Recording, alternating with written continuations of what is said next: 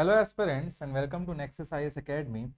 In this session, इस course में, इस सीरीज में हम लोग अभी इकोनॉमिक सर्वे के बारे में बात कर रहे हैं। This is the third lecture in which we are going to talk about the third chapter of the economic survey and that is state revenue. State के रेवेन्यू के बारे में काफ़ी इंपॉर्टेंट चैप्टर है ये। क्वेश्चन आपको यहाँ से देखने को मिलेंगे ही मिलेंगे अगर क्वेश्चन आता है इकोनॉमिक सर्वे से रिलेटेड। ये बहुत ही टेंटेटिव और बहुत ही इंपॉर्टेंट चैप्टर रहता है। आपको उस पर एग्जामिनेशन पॉइंट ऑफ व्यू या एग्जामिनेशन के पर्सपेक्टिव से अगर मैं बोलूँ तो चलिए स्टार्ट करते हैं क्लास को। सबसे पहले हम लोग देखेंगे कि जीएसडीपी क्या होता है। देखो, सबसे पहले आप लोगों को बताओ, ग्रॉस डोमेस्टिक प्रोडक्ट इंडिया के लिए होता है। वैसे ही gross state domestic product state के लिए होता है। All the goods and services those are produced inside the boundary of the state are called as GSTP. आप मान के चलिए, ठीक है। तो दैट इज द बेसिस और वो इकोनॉमिक्स का एक कंसेप्ट है। अभी स्टार्ट करते हैं हम लोग। इसमें सबसे पहला देखते हैं हमारे इकोनॉमिक सर्वे के डॉक्यूमेंट में जीएसडीपी दिया गया है, वो भी उसका एडवांस एस्टिमेट 2024-25 में क्या रहेगा उसका एस्टिमेट दिया गया है, और तो वो क्वेश्चन में पूछता भी है। तो ये हम लोग लिखेंगे सबसे पहले GSDP advance estimate of year 24-25, that is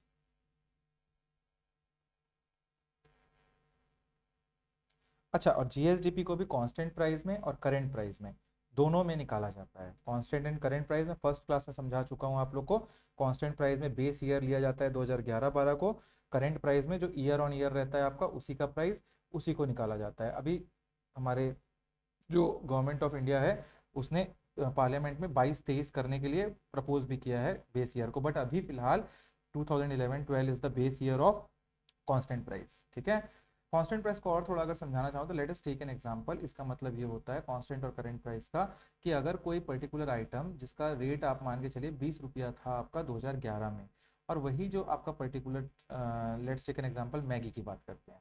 अगर वो मैगी 20 रुपये था आपका 2011-12 के टाइम पे, और आपके पास 100 रुपये हाथ में थे, तो आप कितनी मैगी ले पाओगे उस टाइम पे? 5 पैकेट मैगी ले पाओगे। Let us take an example कि अब आज के टाइम पे उस मैगी का रेट हो गया है 25 रुपया, 30 रुपये मान के चलते हैं, ठीक है। 30 रुपये हो गए, 25 रुपये मान के चलते हैं, 25 रुपये हो गया। तो अभी आप आपके जेब में कहीं 2024-25 में 100 रुपया है, तो आप कितनी मैगी ले पाओगे? 25 × 4 इज इक्वल्स टू 100, मतलब 4 मैगी। तो वो एक मैगी आप कम ले पाए, वही है आपका करंट प्राइस और कांस्टेंट प्राइस का जो डिफरेंस है ना आपका। जो कांस्टेंट प्राइस में बात करते हैं वो वही होता है आपका, ठीक है। इसीलिए बेस ईयर को एक फिक्स करके हम निकालते हैं कि भले जेब में पैसा ज़्यादा है आपके, हो सकता है 100 रुपये तब का और 100 रुपये के आज के चीज़ों में अंतर है, वो कांस्टेंट प्राइस हमको बताता है, ठीक है। तो जीएसडीपी जो है कांस्टेंट प्राइस में अगर देखते हैं हम लोग, इसका बेस ईयर भी पूछ सकता है, 2011-12 रहता है, और करंट ईयर, करंट प्राइस के ऊपर ना। तो हमारी इकोनॉमी की साइज कितनी है, छत्तीसगढ़ की इकोनॉमी की साइज कांस्टेंट प्राइस में कितनी है और परसेंटेज इंक्रीज कितना हुआ वो भी देखेंगे। कांस्टेंट प्राइस में अगर बोलूँ मैं तो 329,75231 लाख, इतना आपका क्या है, इकोनॉमी की साइज है, ठीक है। और करंट प्राइस में क्या है, 567,88043 लाख, करोड़, ठीक है। तो ये आपको पता होना चाहिए आपकी इकोनॉमी की साइज है फिलहाल हमारे हमारे इंडिया छत्तीसगढ़ में जीएसडीपी। नेक्स्ट इज इंक्रीज कितना हुआ। तो इंक्रीज कितना हुआ कांस्टेंट प्राइस में, मतलब 2011-12 के बेसिस पे 7.51% का इंक्रीज है, और करंट प्राइस के हिसाब से 10.89% का इंक्रीज हमको देखने को मिलता है। तो ये एक बहुत इंपॉर्टेंट डाटा है, ये डायरेक्टली पूछा जाता है, आपको पता होना चाहिए। Now will move towards the next data that has been given in the economic survey, and it is about per capita income. It is one of the most important thing which is recently been asked by the CGPSC and VAPAM exam, and will be asked by CGPSC and VAPAM exam in multiple exams which we will see currently in the coming years. And ये क्या important data है थोड़ा सा। तो पर capita income, आप एक आदमी के हाथ में कितना पैसा है वो होता है पर capita income of the state, और इसको हम देखते हैं 2024 और 25 के हिसाब से, और ये भी कांस्टेंट प्राइस और करंट प्राइस दोनों में देखा जाएगा। तो अगर कांस्टेंट प्राइस की मैं बात करता हूँ, कांस्टेंट प्राइस, तो यहाँ हमारे स्टेट में हर एक आदमी के हाथ में जो कमा रहा है 1,07,327 रुपया होता है, ऐसा एस्टिमेट है ये, ठीक है। और इसी को अगर करंट प्राइस पे बोला जाए, जब कांस्टेंट बोले हैं इसका मतलब 2011-12 के बेस ईयर के हिसाब से, और और करंट 2011-12 के बेस ईयर के हिसाब से 2024-25 में, ठीक है, और करंट प्राइस के हिसाब से देखा जाए तो 1,62,870 रुपया है। और अगर करंट प्राइस के हिसाब से मैं आपको एक और डाटा बताना चाहूँ तो 2024-25 में अभी कितना है, 1,62,870 रुपीज। और अगर इसको ईयर ऑन ईयर ग्रोथ कई बार क्वेश्चन में पूछता है तो मैं बता देता हूँ आप लोगों को। ईयर ऑन ईयर ग्रोथ मतलब 2023-24 से 2024-25 में एक साल में कितना ग्रोथ हुआ। लेट्स टेक एन एग्जांपल, 100 रुपए कमा रहे थे तो 109 रुपए कमा रहे हो आप, वैसा 9 रुपए का ग्रोथ हुआ, तो वही। तो यहाँ पे टोटल देखा गया 9.37% का increase from the last year. तो ये डाटा बहुत इंपॉर्टेंट है, ये पूछ सकता है। In the as per the current price PCI, that is per capita income of our state Chhattisgarh has increased in percentage 9.37। तो ये आपको आ सकता है पेपर में, आपको पता होना चाहिए। Now we will talk about the major portion which this chapter consist of, that are the sectors of economy. सबसे पहले मैं आपको समझा देता हूं क्या होते हैं सेक्टर्स ऑफ इकोनॉमी, ये आपको बहुत इंपॉर्टेंटली पता होने चाहिए। तो देखो, तीन मेजर सेक्टर होते हैं, primary sector, tertiary sector and primary sector, secondary sector and tertiary sector, ठीक है। तो क्या क्या होते हैं, मैंने बोला प्राइमरी सेक्टर, सेकेंडरी सेक्टर और टर्शियरी सेक्टर, ठीक है। अब प्राइमरी सेक्टर के अंदर क्या क्या आते हैं, ये क्वेश्चन भी पूछा जाता है। तो प्राइमरी सेक्टर के अंदर आपका एग्रीकल्चर आता है, उसके अलाइड सर्विसेज आते हैं, जो भी एग्रीकल्चर से रिलेटेड, हॉर्टिकल्चर हो गया, आपका एनिमल हस्बेंड्री हो गया, ये सारी चीजें, फिशरीज हो गई, और सबसे इंपॉर्टेंट एलाइड सर्विसेज वो हो गए। और यहाँ आता है माइनिंग एंड क्वेरिंग। क्या बोला मैंने, माइनिंग एंड क्वेरिंग। तो ये आप लोग सब भूल जाते हैं, तो ये याद रखिएगा, माइनिंग एंड क्वेरिंग जो है वो आपका प्राइमरी सेक्टर में आता है। जो भी चीजें धरती हमको प्रोवाइड करती हैं, the mother earth provide us, are under the primary services. अब ये प्राइमरी सर्विसेज जब थोड़ा सा फिल्टर आउट होती हैं और प्राइमरी सर्विसेज से यूज करके हम जो चीजें बनाते हैं उसको हम बोलते हैं सेकेंडरी सर्विसेज। और सेकेंडरी सर्विसेज क्या हो गया, सीमेंट है, सीमेंट बन गया आपका, वो सब होता है आपका मतलब मैन्युफैक्चरिंग। सीमेंट बनने के लिए क्या, लाइमस्टोन खोद के लाया आप लोग सारे रॉ मटेरियल को जमीन से लाया, उसको मिक्सअप करके ही तो बनाया ना, कुछ अलग से तो पैदा नहीं हुआ। तो वो सब सेकेंडरी सेक्टर में आएंगी, जो मैन्युफैक्चरिंग होगा, आपका कंस्ट्रक्शन होगा, वो सारी चीजें। तो क्या बोल रहा हूं मैं, मैन्युफैक्चरिंग हो गया, लिख के रखिए, construction, electricity, gas, water supply, ये सारी चीजें आपकी secondary sector infrastructure development consist of, ठीक है। Now comes the tertiary sector, and tertiary sector are दो sector that we can say like horeca business होते हैं ना, होटल, रेस्टोरेंट, रेलवे सर्विसेज, ये सब जो आज की डेट में जो आपके दोस्त लोग होंगे, मैं वर्क फ्रॉम होम कर रहा हूं, मोबाइल में, लैपटॉप में बैठ के, मैं पुणे, बैंगलोर, हैदराबाद, गुड़गांव में जॉब कर रहा हूं। Those are doing the service sector वाला काम, जो टर्शियरी सेक्टर में आते हैं। आप जब ब्यूरोक्रेट बन जाएंगे तो आप सर्विस सेक्टर, टर्शियरी सेक्टर पे रहेंगे। तो ये सब लोग जो होते हैं, आपका होटल हो गया, रेस्टोरेंट हो गया, रेलवे हो गया, बस सर्विसेज हो गई, ये और सारी सर्विसेज, ब्यूरोक्रेसी, ये सब आपका टर्शियरी सेक्टर में आते हैं। तो is this pretty much clear, I think so this might be clear. आपने इकोनॉमी में वैसे भी पढ़ा होगा इस पर्टिकुलर चीज को, and I have somehow revision करा दिया आप लोगों का थोड़ा। और मेरा मानना है कॉम्प्रिहेंसिव तरीके से पढ़ने में काम होता है, तो बताना जरूरी था। Now let us move towards the next concept बोल रहा हूं मैं, next data, that is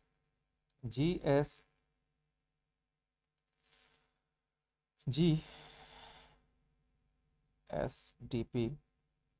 advance estimate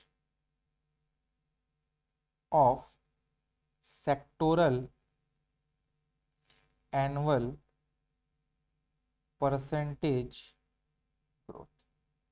तो हर सेक्टर के हिसाब से देखेंगे अब हम लोग। जैसे प्राइमरी सेक्टर के अंदर क्या बोला मैंने, एलाइड सेक्टर है, एग्रीकल्चर है आपका, वैसे ही एक इंडस्ट्रियल सेक्टर है आपका सेकेंडरी सेक्टर के अंदर, वैसे ही आपका टर्शियरी सेक्टर में बहुत इंपॉर्टेंट एक सर्विस सेक्टर होता है। तो वो जो अंदर के सेक्टर है ना, वो कितने ग्रोथ किए उसके बारे में हम देखने वाले हैं, ठीक है। जैसे एलाइड सेक्टर है, ठीक है, एग्रीकल्चर एंड एलाइड सेक्टर, उसके अंदर क्या आता है, live stock, animal husbandry, forestry, सब उसके अंदर आता है। वैसे इंडस्ट्रियल सेक्टर के अंदर क्या आएगा, electricity, water, gas supply, manufacturing, construction, ये सब आपका इंडस्ट्रियल सेक्टर में आएगा। सर्विस सेक्टर में क्या आएगा, जो आपका ट्रेड होता है, होटल, रेस्टोरेंट, रेलवे, ये सब। तो वही हमको देखना है कि सबसे ज्यादा उनके, और काफी चीजें आती हैं उसमें, हमको दो चीजें देखनी है, एक तो उनका ग्रोथ रेट कितना रहा परसेंटेज में, और इसके बाद उनके उसके अंदर जो सब सेक्टर हैं, उन सब सेक्टर में सबसे ऊंचाई पे कौन था, सबसे नीचे में कौन था, इतना ही डाटा रखना है, उससे ऊपर नहीं भागना है, कोई भी कितना भी बोल ले आपको, ठीक है। तो यहाँ पे हम लोग, और पहले हम देखेंगे इसको कांस्टेंट प्राइस पे, और फिर हम इसको देखेंगे करंट प्राइस पे, ठीक है। तो पहले हम देखेंगे इसको कांस्टेंट प्राइस पे। डाटा को इसीलिए लाल में लिख रहा हूँ क्योंकि इसमें मिक्सअप मत करना, डाटा कांस्टेंट में अलग और रहता है, और करंट में पूरा अलग रहता है, सेम रहती है चीजें, नाम वही रहेगा। करंट प्राइस में समझ गए ना, मतलब जब कांस्टेंट प्राइस में निकाले डाटा को निकाले होंगे तो उन लोग 2011-12 का बेस ईयर यूज किए होंगे, और जब करंट प्राइस में निकाले होंगे तो करंट ईयर का ग्रोथ रेट यूज किए होंगे, ठीक है। तो कांस्टेंट प्राइस में हम देखते हैं advance estimate of the sectoral growth. तो इसमें सबसे पहले देखते हैं सेक्टर क्या क्या है, ठीक है। फिर हम लोग देखते हैं सेक्टर वाइज मैक्सिमम कौन सा रहेगा और सेक्टर वाइज मिनिमम कौन सा रहेगा, ये तीन चीजें हमको देखनी है। तो अब पहला सेक्टर देखते हैं। तो प्राइमरी सेक्टर के अंदर आता है agriculture and allied services, allied sector, पूरा फुल फॉर्म लिखिएगा आप लोग। इसका टोटल ग्रोथ रेट अगर मैं बोलूं तो ये था 5.38%, ठीक है, एज पर कांस्टेंट प्राइस में 2011-12 बेस ईयर के। Maximum agriculture and allied sector के अंदर लाइव स्टॉक या एनिमल हस्बेंड्री जो होता है वो ग्रोथ किया था। तो क्या था, लाइव स्टॉक और एनिमल हस्बेंड्री, कितना था वो, 10.02%, ठीक है। और इसी में फॉरेस्ट्री आपका सबसे मिनिमम ग्रो किया, फॉरेस्ट्री, और वो कितना था, 3.96%। ये जितना डाटा दे रहा हूं वो रटना तो पड़ेगा भाई, इतना इंपॉर्टेंट है, ठीक है। अब इसके बाद कहीं देखें हम, तो सेक्टर में नेक्स्ट सेक्टर आपका कौन सा हो जाएगा, तो नेक्स्ट आपका है industrial sector,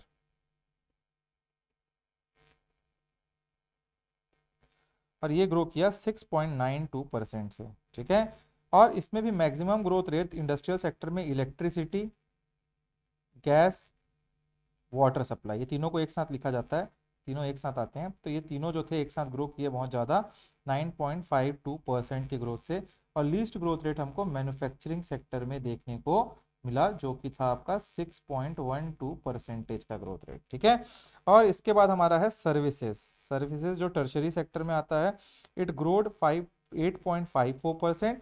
and in that आप देखोगे सेक्टोरल ग्रोथ रेट के हिसाब से, तो मैक्सिमम ग्रोथ रेट आपको कहाँ देखने को मिला, तो मैक्सिमम ग्रोथ रेट आपको ट्रेड, होटल और रेस्टोरेंट में, मतलब लोग हमारे छत्तीसगढ़ में खूब होटल होटल रिजॉर्ट में रुक रहे हैं, रेस्टोरेंट में खाना खा रहे हैं, केएफसी, डोमिनोज और बड़े बड़े रेस्टोरेंट जो भी हों। और रेलवे में सबसे कम देखने को मिला हमको, ठीक, कितना मिला, माइनस में, -7.38%। और ये हो गया। और अगर अब मैं बोलूं ओवरऑल, बोलूं मैं, अगर ओवरऑल जीएसडीपी को मैं बोलूं, तो ओवरऑल के हिसाब से क्या होगा, जीएसडीपी ओवरऑल को कहीं देखोगे तो 7.51% रहा, पहले ही बता दिया था, ये ओवरऑल हो गया। अगर क्वेश्चन आता है ओवरऑल जीएसडीपी में सबसे हाईएस्ट ग्रोथ रेट किसका रहा, तो आप देख रहे हो ये ट्रेड, रेस्टोरेंट और इसी का, तो ये इसको यहीं लिख दो, ट्रेड, होटल और रेस्टोरेंट सेम। तो सबसे हाईएस्ट तो इसी का ग्रोथ रेट रहा 14% का, किसी में भी दिख रहेगा 14% का ग्रोथ रेट, नहीं, तो इसी का सबसे हाईएस्ट ग्रोथ रेट रहा ओवरऑल इकोनॉमी में हमारे, ठीक है। इसके बाद सबसे लीस्ट किसका, तो ये तो माइनस में है, तो इससे लीस्ट क्या होगा, तो रेलवे को भी यहीं लिख दीजिए फिर से। तो रेलवे का सबसे लीस्ट ग्रोथ रेट रहा, आपको ये पता होना चाहिए, कांस्टेंट प्राइस में इससे ऊपर डाटा नहीं पढ़ना है आपको। This is what you have to understand. Now we will move towards the current price. क्या बात करेंगे हम लोग, अब करंट प्राइस के ऊपर बात करेंगे।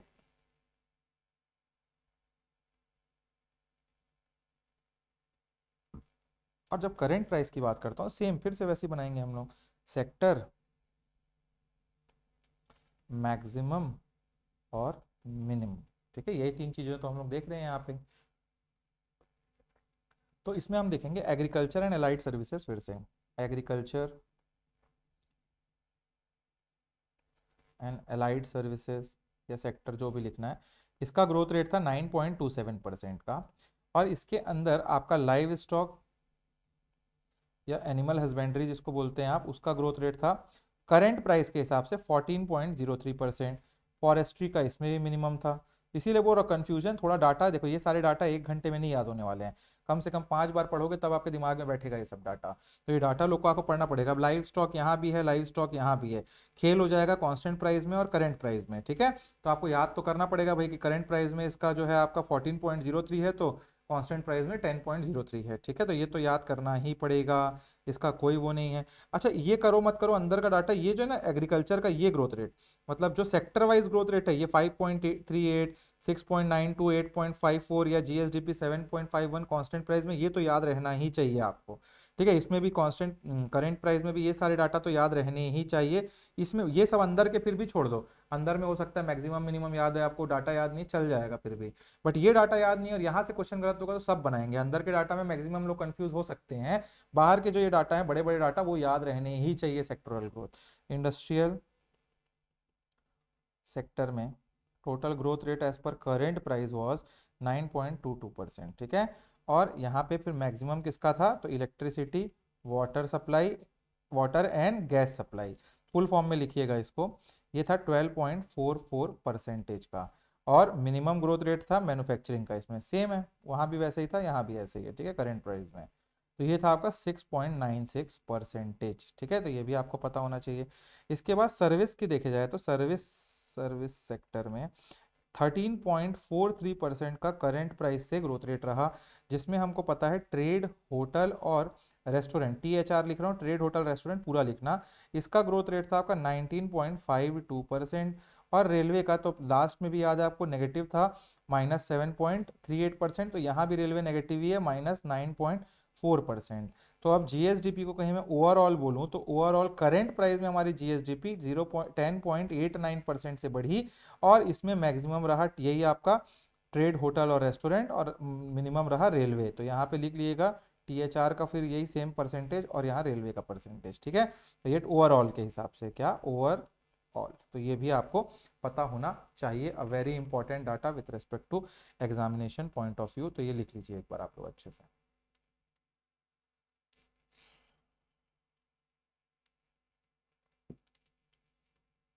अब हम लोग आगे जा रहे हैं, अब हमारा जीएसडीपी देखेंगे हम लोग, नेक्स्ट डाटा आपका था इकोनॉमिक सर्वे में GSDP advance estimate.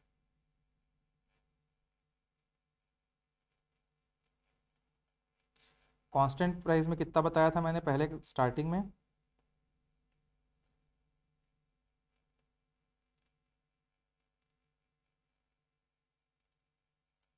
32975 lakh crore, ठीक है। और करंट प्राइस में कितना हो गया,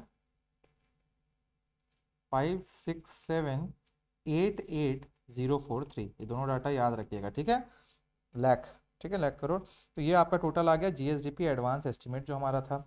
अब इसमें हम लोग देखने वाले हैं कांस्टेंट प्राइस में, सबसे पहले एक चार्ट बना रहा हूं मैं, कांस्टेंट प्राइस में सबसे हाईएस्ट किसका था, तो ये देखो एक यहाँ कांस्टेंट प्राइस का बना दिए, और ये एक हो गया आपका, यहाँ बना देते हैं हम करंट प्राइस का, ये दो चीज़ें बना दी मैंने, ये हो गया कांस्टेंट प्राइस का, ये हो गया करंट प्राइस का, ठीक है। अगर कांस्टेंट प्राइस का मैं बोलूँ तो सबसे इसमें पाई चार्ट बना रहा हूँ मैं, और पाई चार्ट के हिसाब से क्या ग्रोथ रेट रहा किसका ये देख रहे हैं हम लोग, ठीक है।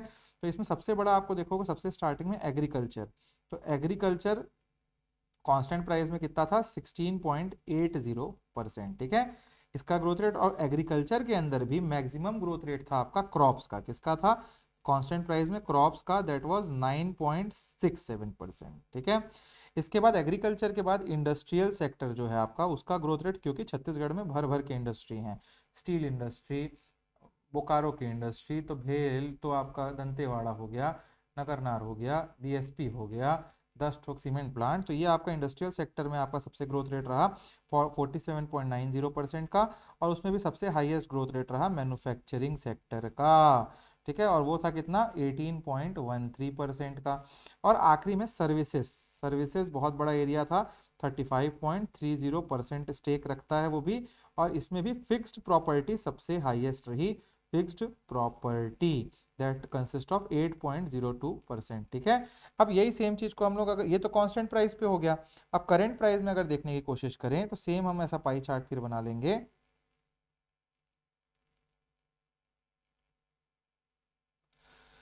तो यहाँ फिर एग्रीकल्चर हो गया, तो करंट प्राइस में एग्रीकल्चर का ग्रोथ रेट था 20.07%, और इसमें हाईएस्ट क्रॉप ही था फिर से, जो था 11.63%, ठीक है, करंट प्राइस के हिसाब से। करंट और कांस्टेंट कंफ्यूज हो रहे होगे, बट ऐसा ही है भाई, ऐसे ही आता है क्वेश्चन, तो मैं क्या ही कर सकता हूँ।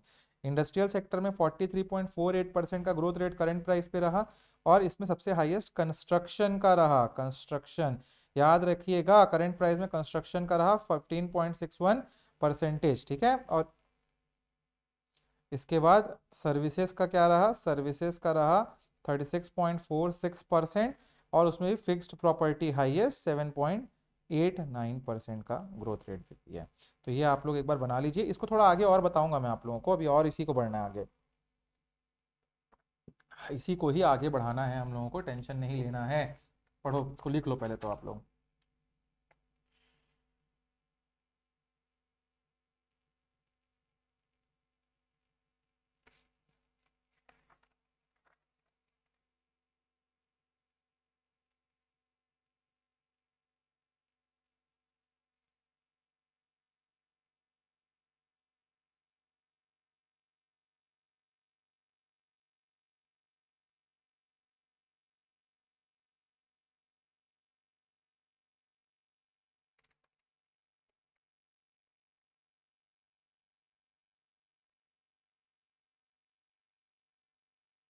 चलो,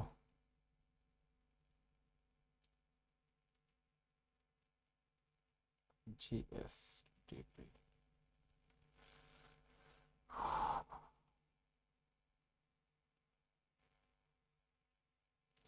कांस्टेंट प्राइस में पहले बनाते हैं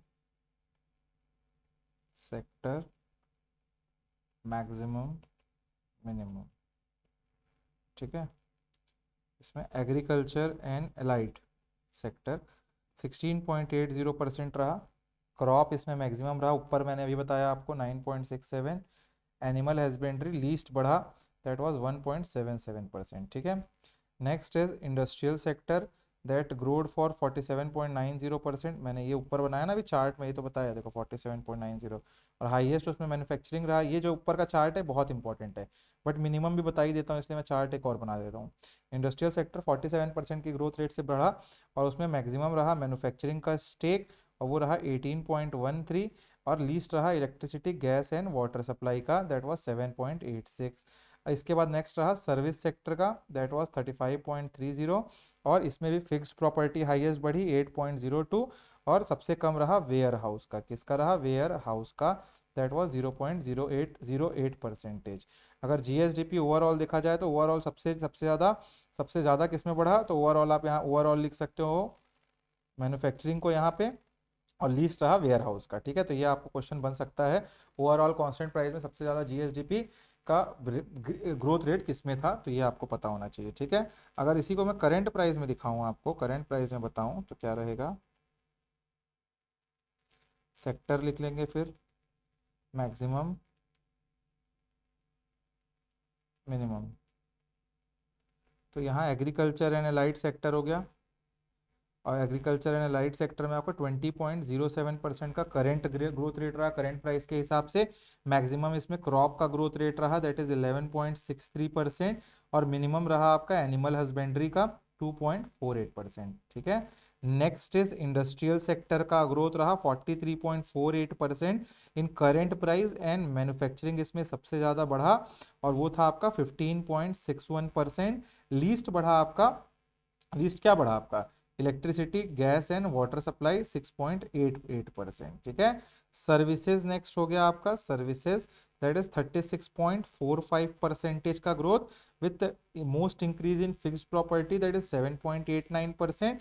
और लीस्ट रहा वेयर हाउस का 0.057% in context of current price. तो मैक्सिमम यहाँ पे भी ग्रोथ मैन्युफैक्चरिंग का रहा, और लीस्ट रहा वेयर हाउसिंग का, आपको पता होना चाहिए। तो ये आपका डाटा खत्म हो जाता है मोस्ट इंपॉर्टेंटली, ठीक है। तो ये आपको समझ आ रहा है जो मैं बातें कर रहा हूं आप लोगों के साथ अभी,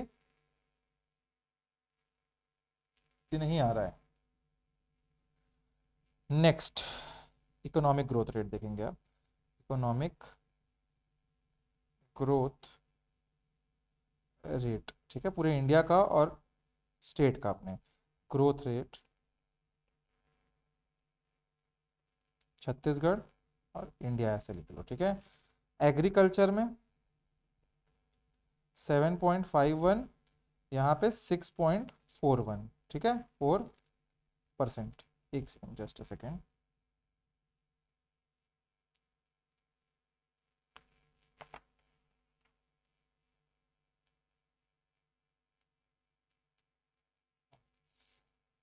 एग्रीकल्चर का छत्तीसगढ़ में 7.51% स्टेक है और इंडिया में 6.41%, मतलब छत्तीसगढ़ ज़्यादा है।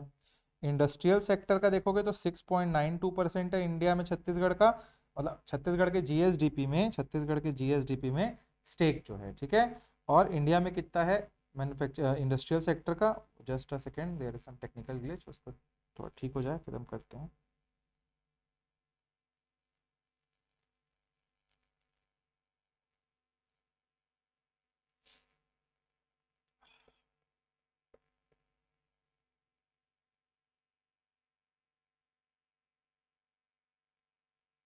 हाँ, तो ये इंडस्ट्रियल सेक्टर का छत्तीसगढ़ में ग्रोथ रेट रहा लास्ट ईयर 6.92% का, और वहीं इंडिया में रहा वो आपका 6 पॉइंट,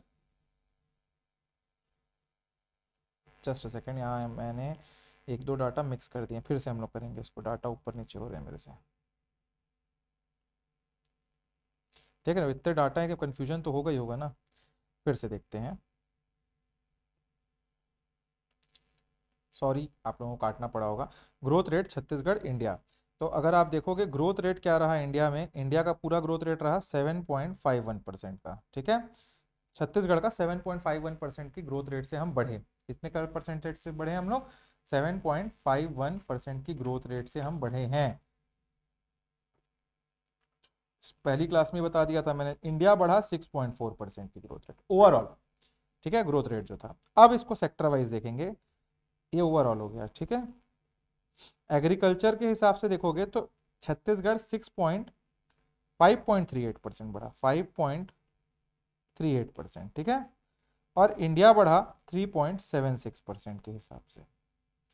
इसके बाद आपका होगा इंडस्ट्रियल सेक्टर, तो इंडस्ट्रियल सेक्टर छत्तीसगढ़ में 6.92% का ग्रोथ रेट दर्ज किया और इंडिया में 6.22% का ग्रोथ रेट रहा, मतलब इंडस्ट्रीज इतनी ग्रोथ से बढ़ी। फिर होगा आपका सर्विस सेक्टर, क्या होगा, सर्विस सेक्टर छत्तीसगढ़ में 8.54% से बढ़ा, इंडिया में 7.22% से, तो यहाँ भी छत्तीसगढ़ ज़्यादा तेजी से बढ़ रहा है। पर कैपिटा इनकम बोलोगे तो छत्तीसगढ़ का करंट प्राइस में है ना ये सबका सब जो मैं बता रहा हूँ डाटा, 62,870 रुपीज़ रहा और इंडिया का रहा 2,01,62 रुपया, ठीक है। तो ये पता होना चाहिए।